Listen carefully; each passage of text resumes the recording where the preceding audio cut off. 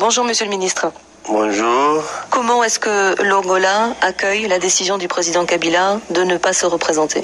Angola salue vivement la décision du président Kabila comme une contribution pour l'apaisement de la situation interne. C'est un grand pas, mais c'est pas tout pour que le processus électoral puisse aboutir et atteindre les objectifs qui ont été fixés par eux-mêmes, les Congolais. Qu'est-ce qui vous inquiète précisément aujourd'hui au sujet du processus électoral en RDC?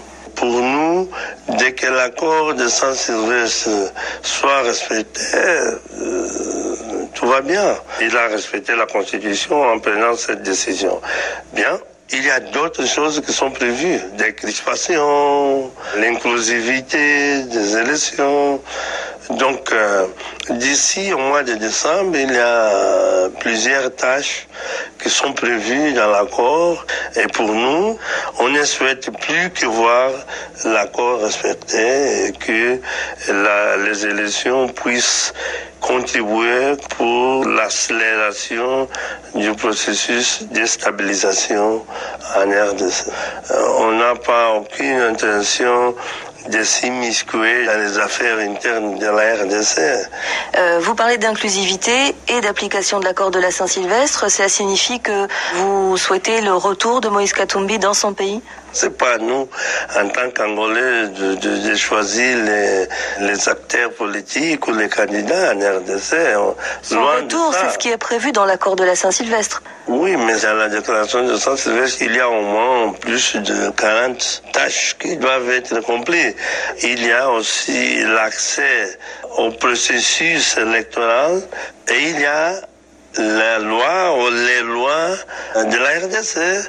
Donc, c'est pas à nous de faire ce commentaire.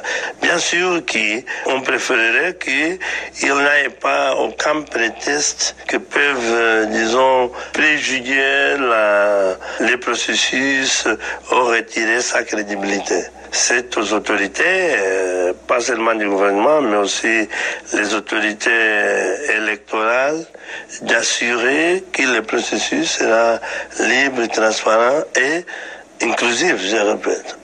Dans votre analyse, le risque d'une élection non inclusive, c'est celui de la déstabilisation? C'est celui de la violence? Le manque d'inclusivité, c'est toujours mauvais.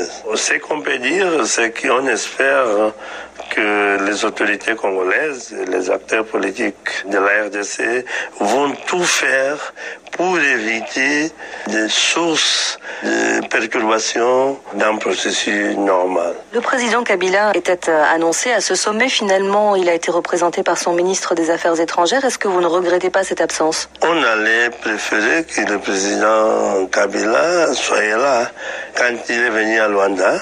Lui aussi nous avait dit déjà cette fois-là qu'il allait faire tout pour venir. Et c'était seulement hier qu'on a appris que pour des raisons de son agenda, il ne pourrait pas venir.